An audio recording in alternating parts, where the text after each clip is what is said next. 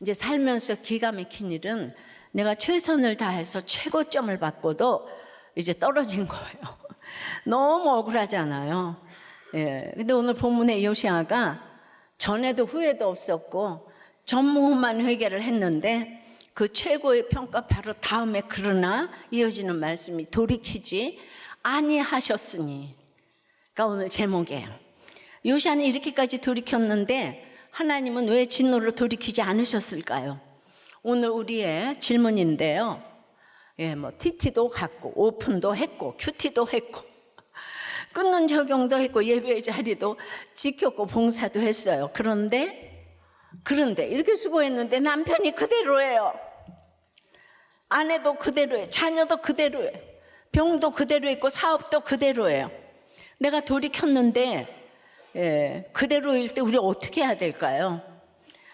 주님은 우리에게 이 그대로를 견디게 하는 세 가지 그래도를 알려주십니다.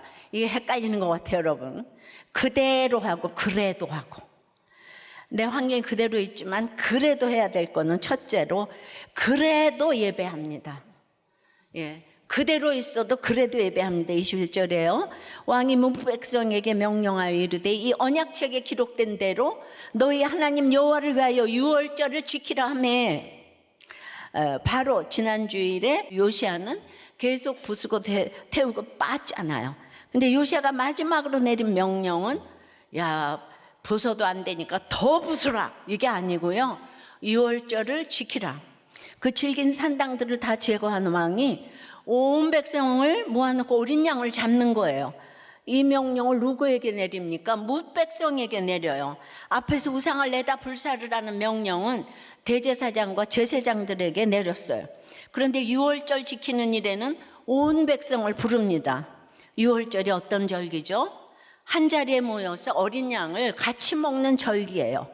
이건 이제 혼밥하는 게 아니에요. 예수 믿으면서 이렇게 혼밥하면 안 돼. 혼자서 믿으면 안 돼. 구원은 혼자 받아 누리는 게 혼자 받아 간직하는 게 아니에요. 구원의 특징은 같이 모여서 먹고 나누는 거예요. 근데 그거를 자꾸 합리화시켜주는 그런 건 안 좋은 거예요. 그러니까 산당 예배는 기복신앙인데 이 산당을 제거해야 공동체에서 누릴 수 있다는 거예요. 근데 유월절 어떻게 지키라고 합니까? 이 언약책에 기록된 대로 지키라고 해요. 율법으로 지키지 말고 언약책에 기록된 대로. 그러니까 요시아 때 지금 이 얘기가 23장에 몇 번이나 나와요. 자기 마음대로 예배를 바꾼 산당 제사와 정반대인 거예요. 내 마음대로가 아니라 기록된 대로 말씀을 내 형편에 맞추는 게 아니라 나를 말씀에 맞추어가는 거예요. 그러면 유월절이 뭡니까? 심판이 넘어간 날이에요. 하나님의 애굽의 마지막 재앙을 내리시던 밤에 어린 양 피를 문설주에 바른 이스라엘 백성의 집을 어떻게 하셨어요? 넘어가셨어요. 유월했어요. 패스오버 했어요. 그들의 행위를 보신 게 아니에요. 문설주에 발린 피를 보셨어요. 그리고 그 집을 넘어가셨어요. 그런데 그 집이라고 죽음이 없었던 게 아니에요. 그 집에도 죽음이 있었어요. 그런데 어린 양이 대신 죽었다는 거예요. 어린 양의 피로 살았다는 구원의 기억에 우리가 잘해서 살았다. 전혀 아니에요. 근데 이 유월절이 그동안 어떻게 되었나요? 이 기가 막힌 유월절이 22절 3절 보니까 사사가 이스라엘을 다스리던 시대부터 이스라엘 여러 왕의 시대와 유다 여러 왕의 시대에 이렇게 유월절을 지킨 왕이 지킨 일이 없었던 요시아 왕 18째 해에 예루살렘에서 여호와 앞에 이 유월절을 지켰더라. 요시아가 이제 산당을 부수러 북이스라엘의 베델까지 갔었잖아요. 그리고 이제 예루살렘에 돌아왔어요. 그 돌아온 길의 종점이 바로 여기예요. 예루살렘에서 여호와 앞에 산당을 다 제거하러 나갔던 길이 예배 앞에서 끝난 거예요. 자, 사사 시대부터 요시아 때까지 오랜 세월이 흘렀어요. 모세오경에서 그렇게 유월절을 지키라고 했어도 여호수아 때 그 5장의 이스라엘 백성이 여리고 평지에서 유월절을 지킨 이후로는 유월절을 지켰다는 기록이 지금까지 없는 거예요. 사사 시대는 물론이고 다윗과 솔로몬 때도 유월절 지켰다는 이야기가 없어요. 이스라엘이 둘로 갈라진 이후에 수백 년 동안 남유다 북이스라엘, 또 왕이나 백성이나 다 죄다 유월절을 다 까맣게 잊고 있었던 것이죠. 그리고 언제 드렸나요? 북이스라엘이 아수르에 망한 후에. 야, 망했구나. 그 히스기야가 그걸 지켰어요. 역대하 30장 보면. 그러나 그때 이제 처음으로 유월절을 지키자 그러니까 금송아지 섬기던 북이스라엘이 그 얼마나 조롱하겠어요, 그죠? 조롱하고 남은 자 몇 사람이 참여했대요. 그리고 또 이제 몇 지파에서 참여했다고 그래요. 성결하게 한 제사장들이 부족하고 백성도 예루살렘에 모이기가 너무 어렵기 때문에 정한 때에 지킬 수 없어서 정월 14일이 2월 14일이 돼버렸어요. 아주 불완전한 유월절을 지켰어요. 근데 드디어 요시아가 제대로 남북 왕국 역사에서 제대로 된 유월절을 처음이자 마지막으로 지키고 이제 유다가 망하는 거예요. 마지막으로 지켰다고 하나님 이뻐하시는 게 아니에요. 지키고 망하는 거예요. 그러므로 이제 이게 뭔가 히스기야와 요시아는요, 그래도 남북 이스라엘 왕들 중에서 유일하게 지역 감정을 타파한 왕이에요. 복음 전하는 자들은 지역 감정, 개인 감정, 나라 감정을 모두 타파해서 전해야 되는 거예요. 우리가 너무 못되게 해서 북이스라엘은 아수르에게 망했어요. 유다는 바벨론에게 망했어요. 그럼 예레미야 선지자들이 그러니까 바벨론을 대항하라 이런 얘기 안 했잖아요. 하나님의 뜻이 거기 있으면은 가서 바벨론에게 순종해서 잘 살라고 애기 낳고 이렇게 하죠. 그들도 우리의 훈련을 위해 붙이신 이방 나라 아니냐. 그래서 그렇게 구속사를 해석을 해야 되는데 우리 믿는 우리 민족 같은 민족 우리의 형제 민족을 서로 지역 감정으로 진영 논리로 날마다 우리 교회 가운데서도 이게 파가 갈라지면 되겠어요. 그리고 그냥 끼리끼리 모이고 상대방을 타도하지 이러면 안 되는 거예요. 그리고 다들 또 비밀스럽게 얘기를 하고 말하지 마 이러면서 내 속의 악을 직면하여 이렇게 수고하는 상대방을 불쌍히 여기고 하나님의 말씀대로 되어지는 것이 응답이기 때문에 믿는 우리는 늘 구원을 위해서 생각하고 적용하고 기도해야 되는 거예요. 이건 옳고 그름이 아니에요.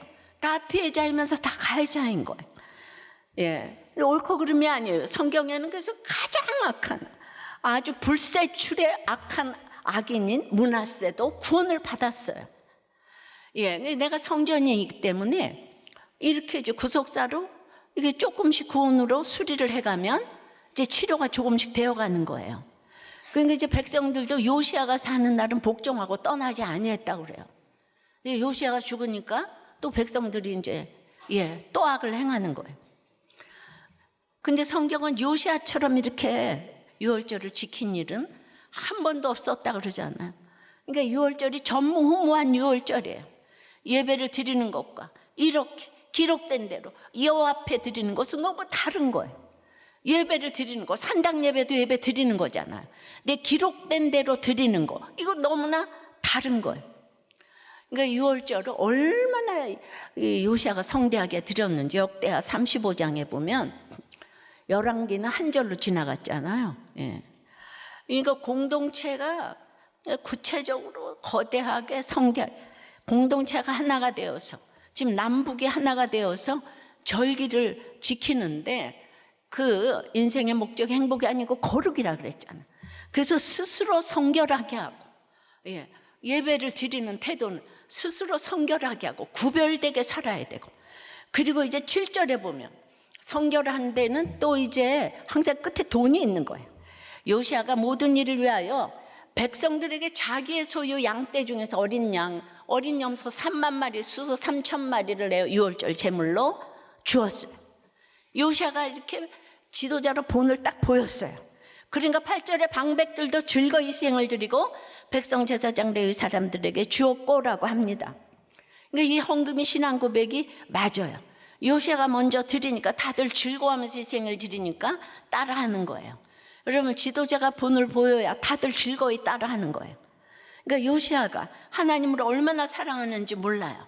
의정자가 목사가 부모가 돈이 나의 목자 되시니 하면 밑에 백성들도 자녀들도 똑같이 돈이 나의 목자. 이게 산당 예배의 특징 아니겠어요? 그러니까 우리는 다 본을 보여야 따라하는 거예요.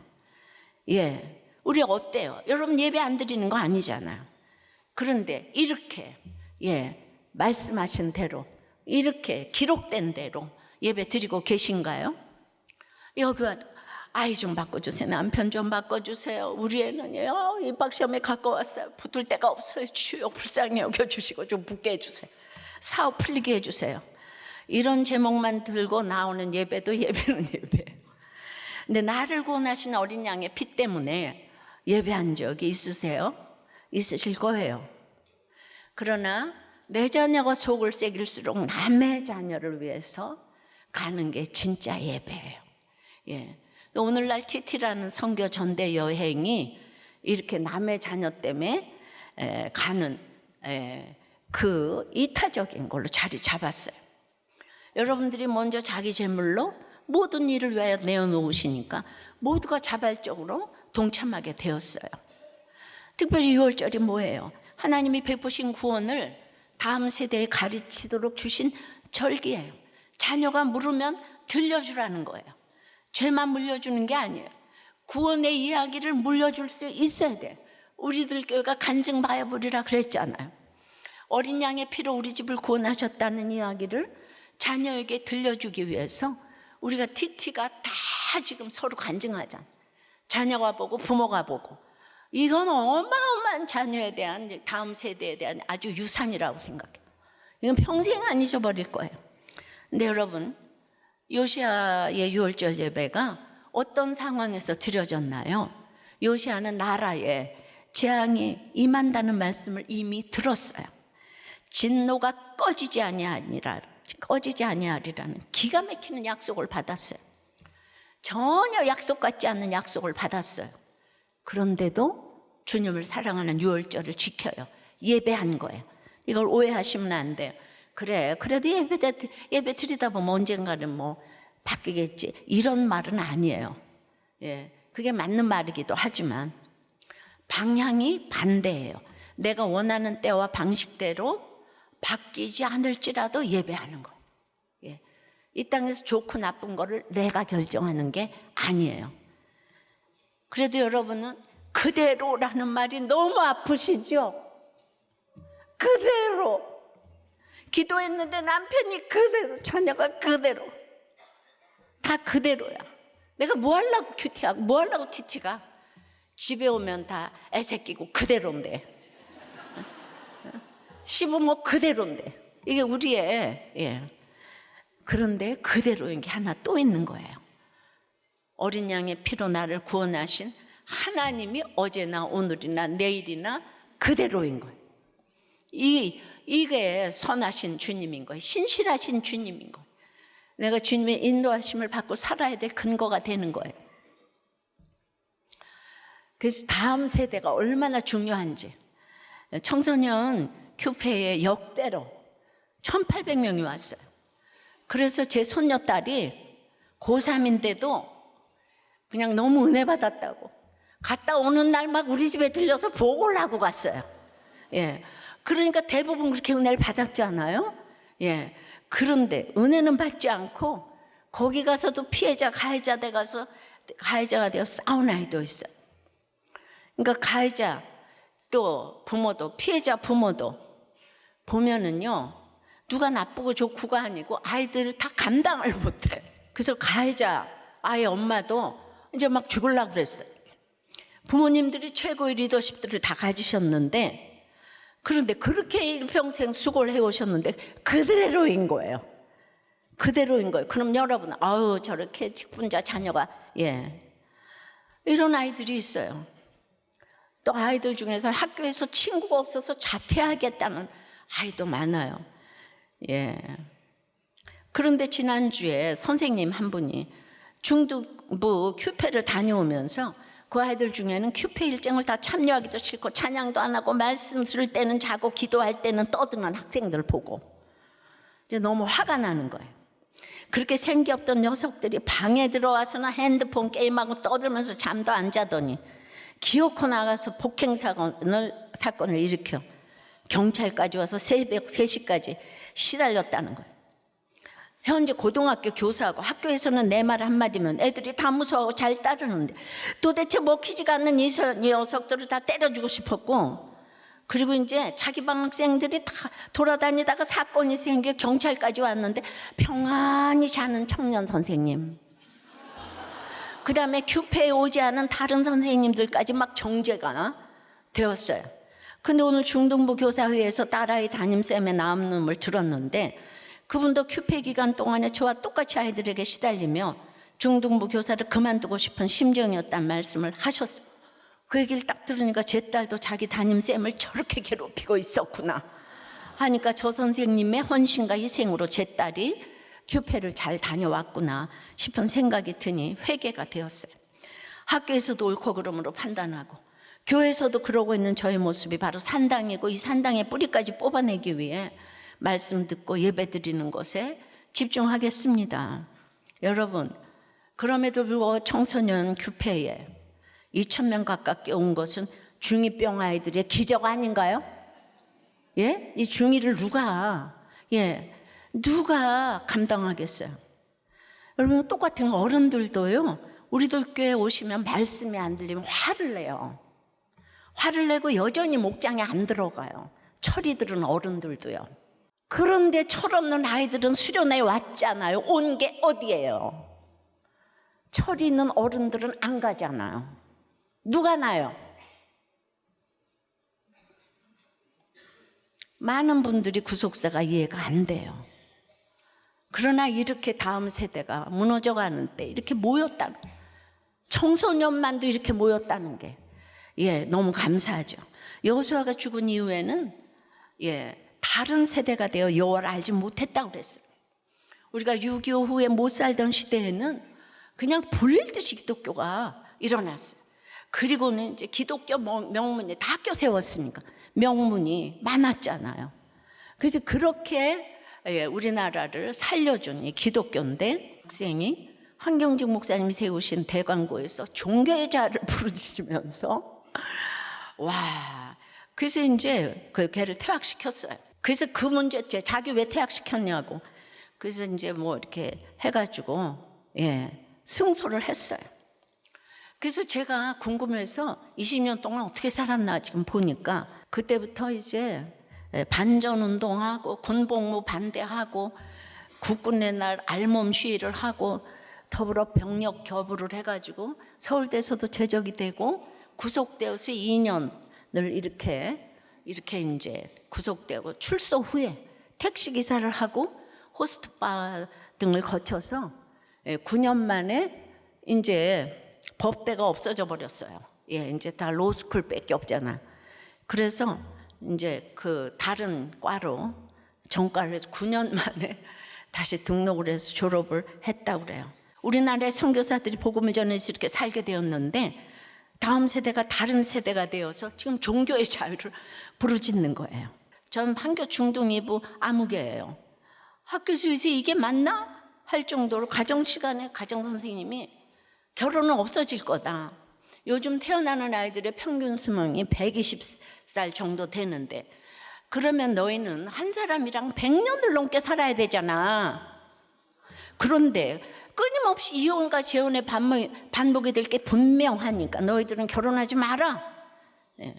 교회에서 깨달은 것과 너무 달라 혼란스러웠는데, 저는 왜냐하면 결혼을 꼭 하고 자녀까지 꼭 낳고 싶거든요. 이거 우리도 교회에서 가르쳐줘서 그렇잖아요. 이 답을 그랬는데, 너무 선생님의 말씀에 수긍하는 아이들이 많기 때문에 이거 어떻게 해야 되냐고. 인권이 이제 왕노릇하는 거죠. 6월절 밤에 이스라엘이 왜 살았다고요? 착해서 잘 산 게 아니고 어린 양의 피 때문에 심판이 그 집을 넘어갔다고 그랬잖아. 내 나라가 그대로여도, 배우자가 그대로여도, 자녀가 그대로여도, 내 사건이 그대로여도 그리스도의 보혈은 변하지 않는 거예요. 그래서 예배할 수 있는 거예요. 할렐루야. 그래도 예배해야 되는 거예요. 적용 질문이에요. 오늘은 예배 좀 쉬자 할 때 없습니까? 내가 드리는 예배는 기록된 대로입니까? 편한 대로입니까? 네. 그러니까 여러분들이 이렇게 산당 예배를 계속 드리면 자녀들도 보는 게 그거밖에 없어요. 내가 쉬고 싶어도 애들 때문에 예배를 오셔야 되는 거예요. 예, 어려울 때는 안 가고 힘들 때는 안 가. 이러시면 안 되는 거예요. 그냥 예배 드리는 본만 보여주고 용서하는 본, 인내하는 본, 이 보여주는 것이 이제 그래도 예배하는 거예요. 자, 그러면은 돌이 켰는데도 그대로일 때 우리는 그래도 예배합니다. 두 번째는 그래도 말씀대로 사는 거예요. 이게 보여줄 본이에요. 24절이에요. 요시아가 또 유다 땅과 예루살렘에 보이는 신접한 점쟁이와 드라빈과 우상과 모든 가증한 것을 다 제거하였으니 이는 대제사장 hilki야가 여호와의 성전에서 발견한 책에 기록된 율법의 말씀을 이루려 함이라. 요시아는 또 6월절로 끝나지 않았어요. 예배를 회복한 왕이 이제 삶의 구석구석을 마저 정리합니다. 신접한 자, 점쟁이, 드라비, 무상 모든 가증한 거. 그런데 이 목록 어디서 본 목록이잖아요. 할아버지 므낫세가 했던 일을 똑같이 백성 55년 동안 똑같이 하고 있어. 점치며 사수를 행하며 신접한 자와 박수를 신임하여. 열왕기하 21장 6절이죠. 인간은 눈앞에서 당장 금송아지가 번쩍번쩍한 것을 보고자 해요. 예. 그러니까 다 우상 보고 절하지 우상 듣고 절하지 않아요. 그렇지 않아요? 우리 다 우상 보고 절하죠. 아름다운 여인을 보고 절하지 아름다운 여인을 듣고 절하지 않잖아요. 그죠? 우리는 보고 절해, 보고 절해. 그러니까 신명기에도 늘 하나님의 말씀을 들으라, 들으라. 하나님께 듣지 못하는 사람은 사람의 대화도 못 들어요. 대화가 안 돼요. 그러니까 므낫세 할아버지가 세운 것을 손자 요시아가 지금 이제 하나씩 지우고 있는 거예요. 왜 제거합니까? 본문이 그 이유를 딱 하나만 돼요. 율법의 말씀을 이루려 함이라. 요시아가 언약을 세우며 백성 앞에서 뭐라고 했습니까? 이 책에 기록된 이 언약의 말씀을 이루게 하리라. 그러니까 입으로 세운 그 언약, 예, 결심한 그런 삶이 오늘 이제 몸이 된 거예요. 삶이 된 거예요. 뭐라고? 입으로 세운 언약, 결심하고 큐티하면서 날마다 적용하고 결심하고 결단해서 적용한 거, 그것이 몸이 되고 삶이 되는 거예요. 그러므로 그냥 우리 대단한 거 하지 않아. 맨날 큐티하게 오늘 생각하고 들으라, 하나님의 말씀을 듣고 적용하고 이러면 삶이 되는 거예요. 예, 몸이 되는 거예요. 요시아는 이렇게 눈에 보이는 것들을 하나씩 정리했어요. 개혁을 완수했어요. 성경은 이를 뭐라고 평가할까요? 25절에요. 요시아와 같이 마음을 다하며 뜻을 다하며 힘을 다하여 모세의 모든 율법을 따라 여호와께로 돌이킨 왕은 요시아 전에도 없었고 후에도 그와 같은 자가 없었더라. 성경이 왕에게 줄 수 있는 최고의 평가 아니겠습니까? 전에도 없었고 후에도 없었다. 전무후무한 회개를 했다는 거예요. 근데 여기 놀라운 게 하나 숨어 있어요. 언약을 세울 때는 23장 3절에서 예, 어떻게 지키겠다고 했죠? 마음을 다하고 뜻을 다하여 여호와께 순종하겠다고 했어요. 마음과 뜻 둘이에요. 그런데 오늘 훗날의 요시아에 대한 평가는 25절처럼 마음을 다하여 뜻을 다하며 힘을 다하여가 하나 더 붙었어요. 언약을 세울 때는 없던 힘이라는 말이 마지막 평가에 들어간 거예요. 이 말이 어디서 왔을까요? 신명기 6장에 너는 마음을 다하고 뜻을 다하고 힘을 다하여 내 하나님 여호와를 사랑하라. 사랑의 계명이에요. 그러니까 성경이 요시아에게 준 최고의 평가는 일을 많이 했다가 아니에요. 힘을 다해 사랑했다는 거예요. 예, 예, 우리 큐티인 8월호 표지에 영어로 딱 나와 있어요. One road, all heart. 기억하는 사람 손 들어봐요. 여러분 큐티 제가 안 봐? 역대하는 그 힘이 어떻게 나갔는지도 보여준다 그랬어요. 예, 힘을 다해. 6월절에 요시아는 자기 소유에서 이제 3만 마리, 3천 마리를 내놨다 그랬잖아요. 사랑은 이렇게 흔적이 남아요. 그러니까 마음과 뜻을 다하면 돈이 나가고 시간이 나가고 손과 발이 나가요. 근데 우리 어때요? 마음과 뜻까지는 가요. 은혜도 받고 결심도 하고 눈물도 흘려요. 근데 힘은 잘 안 나가요. 시간이 안 나가고 돈이 안 나가고 손과 발이 안 나가요. 여러분, 힘은 거짓말을 못해요. 예. 내가 사랑하는 대로 내 힘이 나가게 되어 있어요. 내 물질이 어디로 나가는지, 내 일줄이 어디로 나가는지 보세요. 거기에 내가 마음과 뜻과 힘을 다해 사랑하는 게 있어요. 여러분의 돌이킴은 지금 어디서 멈춰 있습니까? 그런데 요시야가 이 순종을 어떤 자리에서 했는지 잊으면 안 돼요. 나라의 결론이 재앙이라는 확정 판결을 받은 뒤에 이 순종을 하는 거예요. 그대로 힘을 다해 순종한 거예요. 하나님 자체가 상급이 된 거예요. 내가 원하는 결과가 보여야 힘을 내는 거, 그건 순종이 아니라 거래예요. 요시야는 그래도 말씀대로 살았잖아요. 근데 예수 믿어도 다 이 땅에서 잘 살라고 구원 때문에 기도하잖아요. 근데 제가 수십 년 전에 병원이 망하게 해달라고 기도했잖아요.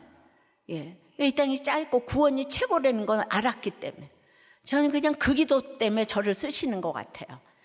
그러니까 내가 잘 먹고 잘 살라고 남편도 돌아와야지. 그러니까 그때나 지금이나 내가 말씀은 좀 더 알지만은 그때 그 마음이 있었던 거예요. 요시야를 여기까지 데려온 게 성전에서 발견된 책 때문이었잖아요. 그 말씀이 부수게 했고 예배하게 했고 이제 삶으로 순종하게 했어요. 말씀은 우리를 결심해서 멈추게 두지 않아요. 삶으로 데려갑니다. 그래서 우리도 사람도 사건도 그대로여도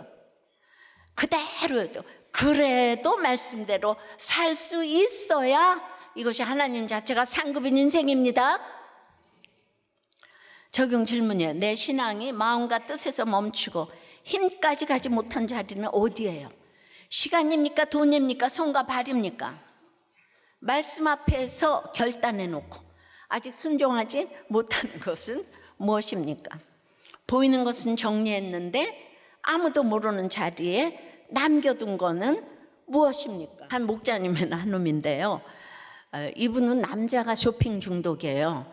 그래서 어느 날 이제 모든 것들을 다 버리라고 아내가 난리를 쳐서 이제 다 버렸는데 어느 순간 또 보니까 신발장에 저의 신발들만 절반 이상이 되었다는 거. 남자가 신발이 절반 되면 어떤 걸 사다 놓으면 절반이 되죠? 그런데 이제 저는 쇼핑을 해도 항상 중고를 사거나 엄청나게 할인된 것을 사기 때문에 1+1 이런 거, 낭비는 아니라고 늘 합리화를 하지만, 근데 이분이 이제 목자니까 뭘 깨달았냐 하면 내가 이렇게 많은 옷과 신발을 사고 꾸미는 것은 단순히 쇼핑 욕구 때문이 아니었고 내가 다른 여자들에게 잘 보이기 위해서 이렇게 샀구나, 이걸 깨달았다. 그러니까 항상 숨은 욕구가 있는 거예요. 그래요. 인간의 악함과 음란, 이 욕구가 쫙 있는 거예요. 그러니까 남자들은 여자에게 잘 보이려고, 여자들은 남자에게 잘 보이려고 그렇게 쇼핑을 하는 거예요. 그러니까 다 해다 놓고 보지도 않는 거예요. 또 다른 걸 사야 되는 거예요. 열등감이 거기 또 이제 숨어 있는데, 그래도 목자님이 이런 나눔을 해주셔서 전 너무 이제 감사하게 생각이 돼요. 그러니까 어떤 행동만 하려고 그러지 말고 그 눈을 살펴야 되잖아. 내가 여자에게 잘 보이려고 이렇게 쇼핑을 하는구나. 이걸 깨달아야 뭘 제할 수도 있는 거죠. 자, 우리 돌이켰는데도 그대로일 때 그래도 예배합니다. 그래도 말씀대로 삽니다. 세 번째는 그래도 하나님이 100% 오르십니다. 26절에요. 그러나 여호와께서 유다를 향하여 내리신 그 크게 타오르는 진노를 돌이키지 아니하셨으니 이는 므낫세가 여호와를 경노하게 한 그 모든 경노 때문이라. 방금 25절에서 전에도 없었고 후에도 없었다, 전무후무한 회개를 했어요, 요시야가. 그런데 26절 첫 마디가 그러나 여호와께서 유다를 향하여 내리신 그 크게 타오르는 진노를 돌이키지 아니하셨으니. 여러분, 요시야는 돌이켰어요. 슈브했어요. 근데 하나님은 돌이키지 아니하셨어요. 슈브하지 않으셨어요. 정반대예요. 그렇게 돌이키다라는 말이 써졌어요. 이건 하나님이 오늘 갑자기 정하신 게 아니에요. 요시야는 이미 들었어요. 진노가 꺼지지 아니하리라. 22장 17절에. 그래서 옷을 찢고 통곡했잖아요. 이미 하신 말씀 그대로 하시는 거예요. 성경은요, 위로의 말씀만 이루어지는 게 아니에요. 경고의 말씀도 똑같이 이루어지는 거예요. 그러면 왜입니까? 본문 이유를 알려줍니다. 이는 므낫세가 여호와를 경노하게 한 그 모든 경로 때문이라. 므낫세 때문이래요. 그러니까 오늘 문자적으로 읽으니까 야, 이게 원인 제공자가 있네. 므낫세 때문이잖아. 그거 봐, 나 때문이 아니야. 아버지 때문이잖아. 엄마 때문이야. 남편 때문이잖아. 저놈 새끼 때문이잖아. 맨날 그 사람 때문이야. 목자 때문이야. 목원 때문이야. 그러면서 딱 때문에 넘어가려고 했더니, 여기 분명히 므낫세 때문이라고 했잖아요. 근데 성경은 우리가 그 말 뒤에 숨는 거를 지금 막아요. 므낫세 혼자였습니까? 성경이 21장에서 뭐라고 합니까? 이 백성이 므낫세의 꾀임을 받고 악을 행한 것이 혼자 한 게 아니에요. 따라간 마음들이 있었던 거예요. 요시아가 눈에 보이는 것들을 다 정리했다고 했잖아요. 그런데 왕이 우상을 치울 수는 있어도 그 사람의 마음까지 돌이킬 수는 없어요.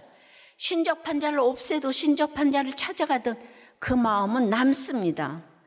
지금 그 마음이 어디 있습니까? 바로 내 안에 있는 거예요. 그 마음이 하루아침에 없어지지 않아요. 여러분, 예수도 없는 사람이 바람 폈는데 어떻게 돌아와요? 그러니까 여러분들은 이제 몸만 데려다 놔도 성공한 거예요. 그래서 이제 몸만 데려다 놨잖아요. 그럼 여러분들은 데려다 놓고 이러는 거예요. 각방 쓰고. 내가 믿을 줄 알아? 이딴 얘기하는 거. 믿을 줄 알아? 그딴 얘기 왜 해요? 지금 와 있는데. 몸이 내 건데. 그렇게 하루아침에 마음이 안 돌아와요. 인간이 선한 게 하나도 없는데, 우상 보고 절하는데, 이쁜 거 보고 절하는데, 돈 보고 절하는데, 그걸 내가 어떻게 끊어요? 그러니까 내가 아무리 막았어도 그 마음을 변하게 할 수는 없는 거예요. 그래서 예배로 인도를 해야 되는 거예요. 잔소리를 하지를 말아요. 딴소리를 하지 말아요. 각방 쓰면서 뭐 이렇게 생일 케이크 사와도 그녀한테도 줬지? 뭐 이러면서 내가 다 알아. 그래가지고 정 떨어지는 얘기를 하니까 자꾸 나가잖아요. 사람 안 변한다니까. 자꾸 행위로 나한테 잘하고 이런 것만 보려고 그래. 행위로 잘하는 거, 그거 아무것도 아니에요. 그냥 한 번만 더 때려봐 이혼이다 뭐 이러고. 그 더 맞아야 정신을 차리겠어요? 그러니까 우상을 내 힘으로 정리할 수가 없는 거예요. 근데 우리 차장로님이 그렇게 얘기하잖아요. 내가 조강지처 불쌍해서 돌아왔으면 그게 오래 갔겠냐? 하나님과의 관계가 바로 되니까 이게 정리가 된 거지. 조강지처 불쌍해서 돌아가면 심리도 못 간다는 거예요. 그러니까 포로로 끌려간 사람들이 처음에는 우리의 조상들은 범죄하고 없어졌으며 우리는 그들의 죄악을 담당하였나이다. 이걸 이제 조상 탓이라고 해요. 예레미야 5장 7절이 애가 5장 7절이요. 그러니까 맨날 무슨 탓을 해. 우리는 탓을 하는 거를 너무 좋아해요. 그래도 그건 그 탓 아니에요. 우리 예수 믿는 요시아 같은 사람은 1000번 억울한 일을 당해도 요시아 탓인 것이에요. 요시아 노래를 불러야 되는 거예요. 근데 그 기도를 하다가 여기까지 와요. 오라 우리의 범죄 때문입니다. 7절에 기도했자 16절에 조상 이야기를 시작한 기도가 내 죄에 도착을 하는 거예요. 이게 회개예요. 항상 내 죄로 도착을 해야 되는 거예요. 누구도 아니에요. 뭐 돈을 떼어먹고 때려주고 뭐 맨날 나가도 내 죄로 도착을 해야 돼요. 왜냐하면 이 세상이 짧기 때문에, 한 뼘이기 때문인 거예요. 오늘 큐티 본문에서 하나님 뭐라고 하셨어요? 이 언약은 여호와께서 우리 조상들과 세우신 것이 아니요 오늘 여기 살아있는 우리 곧 우리와 세우신 것이라 그러잖아요. 옛날에 무슨 조상과 세운 게 아니래요. 이 언약을 조상들의 옛 이야기로 밀어놓을 수 없다는 거예요. 오늘 여기 살아있는 우리도 그게 언약 앞에 다 서 있어요. 므낫세 때문이라는 말이 오늘 여기 살아있는 내 책임을 없애주지 않아요. 누구 때문에 내가 이렇게 됐나 이것만 생각하면 다 죽는 거예요. 피해의식, 가해자 이걸로 다 죽어요. 여러분 설명을 해줄 수가 없어요. 여러분 자체가 하나님이 상급이 못 되기 때문에. 이제 거꾸로 물어야 돼요. 나는 지금 내 가족에게, 내 자녀에게 무엇을 물려주고 있는가? 나는 누구의 문화세인가? 이걸 물어봐야 되는 거예요. 예. 그런데 요시아가 된 일이 하나도 없잖아요. 우리가 직분이 좋을수록 지금 보니까 되는 일이 하나도 없어요. 자녀도 되는 일이 없고. 그래서 직분을 감당할 수 있는 거예요. 할렐루야. 왜 내가 이렇게 열심히 그러는데 우리 애는 왜 이러는가? 예. 그러니까 한 목자님은 목원들이 고난이 하나도 없다 보니까 3대지까지 나눔을 해도 10시 전에 일찍 끝난대요. 그러니까 아내가 끝나고 오면서 이러는데요. 너무도 흔한 세상 모임을 한 것 같아. 그 말을 듣고 많은 회개가 되었대요. 그러니까 나눔을 해도 간단하게 산당이 있냐? 없다. 나는 있다. 이러고 난 10시 전에 끝나는 거죠. 그러니까 한 사람이라도 살리려고 여러 가지 질문을 하고 목자도 그 입장에 들어가야 되는데 우리는 그럴듯한 멋있는 문화세가 너무 좋잖아요. 학벌, 문벌 그냥 뭐 집안 가면 다 갖췄잖아요. 그러니까 멋있는 문화세가 막 너무 부러우니까 세상으로 꿰이는 목장이 되면 안 된다는 거예요. 그렇게 좋은 얘기만 하면 안 된다는 거예요. 근데 이제 무서우니까 말을 못 하는 거예요. 목장 식구들이 상처받을까 봐. 그러니까 나한테 그런 확신이 있어야 되는 거죠.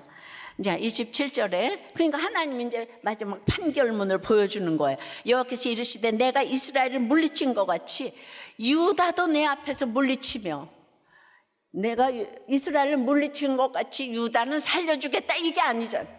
유다도 물리치며 내가 택한 이 성 예루살렘과 내 이름을 거기에 두리라 한 이 성전을 버리리라. 마지막 결론이 버리리라. 내가 택한 이 성, 내 이름을 거기에 두리라 한 이 성전, 하나님이 친히 택하시고 이름을 두신 곳이에요. 그 성전을 버리겠다 그러세요. 북이스라엘이 그렇게 망했잖아요. 그 말을 이제 유다에게 하시는 거예요. 여러분, 성전이 있다고 사는 게 아니에요. 직분이 있다고 사는 게 아니에요. 하나님을 버리면 성전도 직분도 나를 지켜주지 못해요. 오늘 목사님 아들이 와서 세례를 받았어요. 목사라고 그게 나를 지켜주는 게 아니잖아요. 나의 모든 이런 문화세한테 꾀임받는 게 드러내지 않으면 안 되는 거죠. 지난주에 요시아가 산당을 다 제거하되 했잖아요. 근데 오늘은 하나님이 유다를 물리치며 하시는데 이게 제거하되 물리치며가 같은 말이에요. 그러니까 내 산당을 제거하지 않으면 결국 우리가 하나님 앞에서 제거된다 이거예요. 내가 산당을 제거하지 않으면 내가 제거된다. 사건이 그대로라고 해서 하나님이 틀리신 게 아니에요. 사실 이게 제일 어려운 회개예요. 내가 돌이켰는데도 사건이 그대로인데 하나님이 그래도 오르십니다. 이게 제일 어려운 회개예요. 제가 이만큼 했잖아요. 이제는 바꿔주셔야 되지 않아요? 그러면서 결과를 요구하는 게 아닌 거죠. 우리는 100% 죄인이고 하나님 100% 오르시기 때문에 요시아는 최종 심판이 철회된다는 약속이 없는데도 순종을 멈추지 않았어요. 왜냐하면 하나님이 오르시기 때문에. 하나님 나보다 머리가 좋잖아요. 그러니까 이 사건을 좀 주시는 거지. 그럼 여기서 물어야 돼요. 하나님이 오르시고 내가 100% 죄인이라면 우리는 어떻게 살아요? 우리가 흘린 눈물, 우리가 한 순종을 공로로 내밀어서 내가 살아날 수 있어요?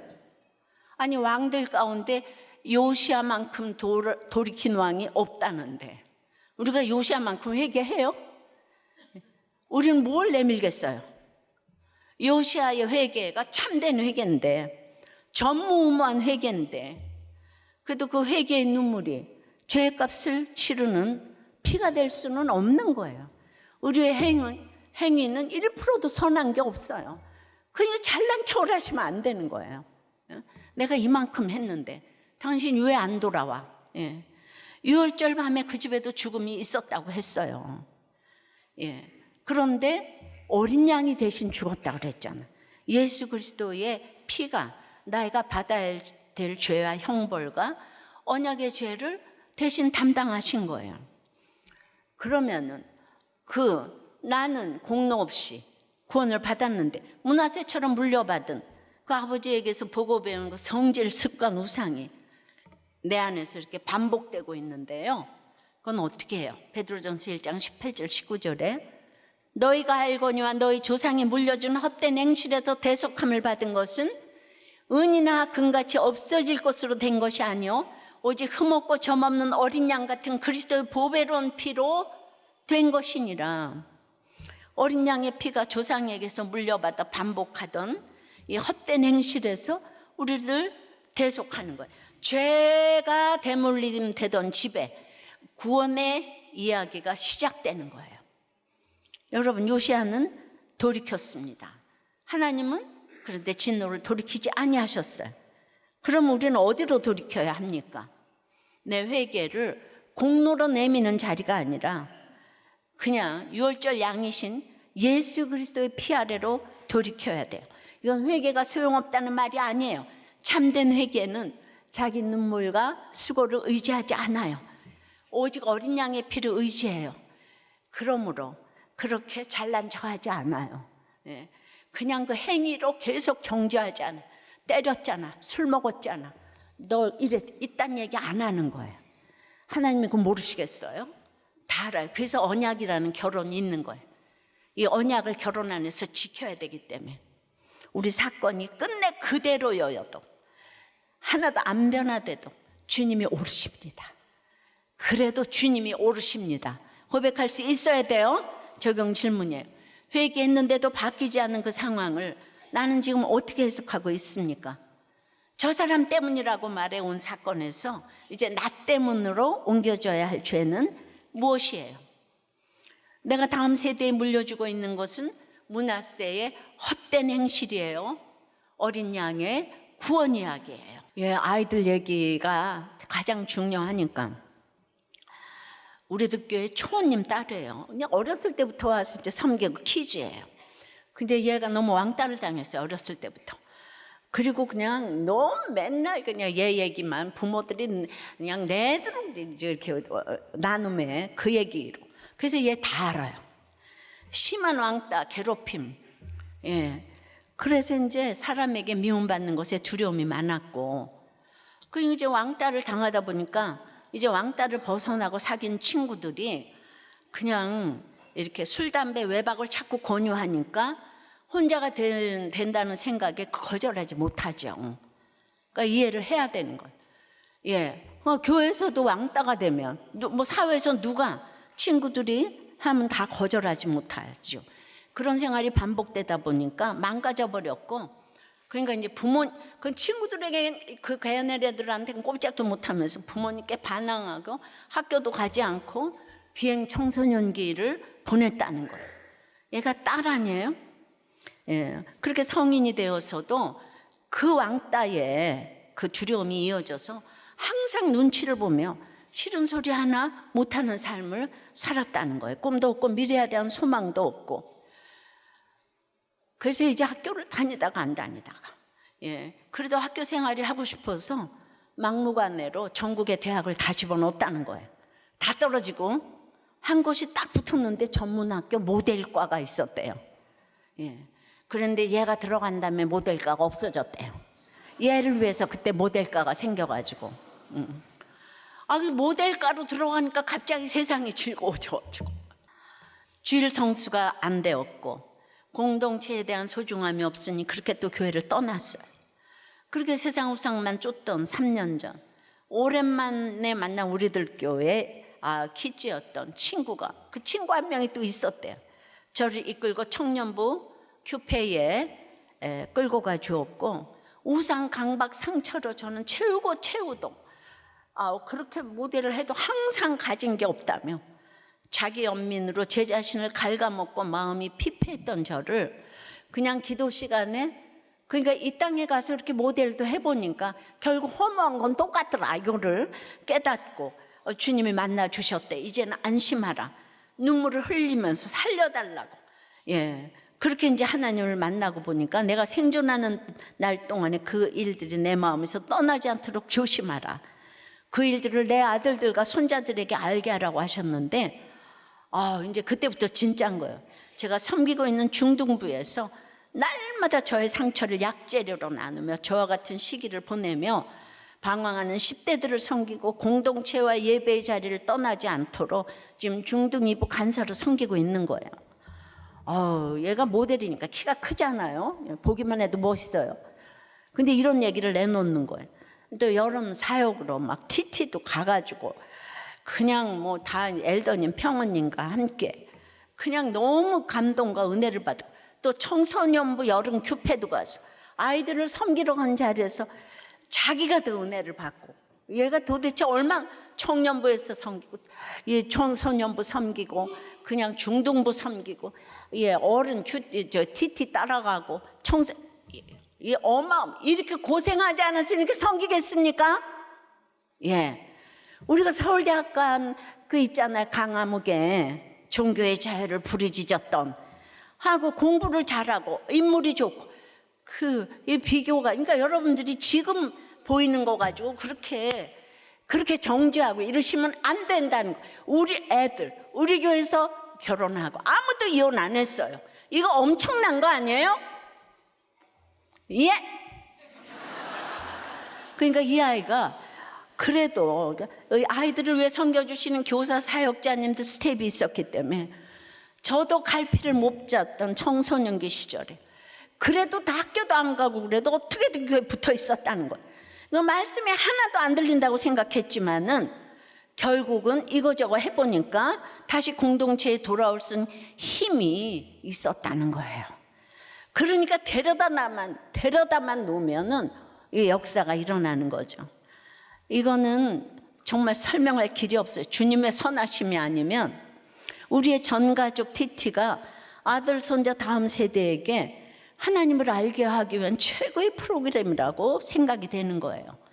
말씀을 맺어요. 돌이 켰는데도 그대로일 때 우리는 그래도 예배합니다. 그래도 말씀대로 삽니다. 그래도 이제 하나님이 오르시는 거예요. 저는 이제 이 요시아의 오늘 찬송 같아요. 그래도 하나님이 선하신 거예요. 그래서 요시아의 마지막 정말 부르짖는 요시아의 노래로 생각하고 우리가 주님의 선하심 언제나 신실하신 주님 찬양하고 기도하겠습니다.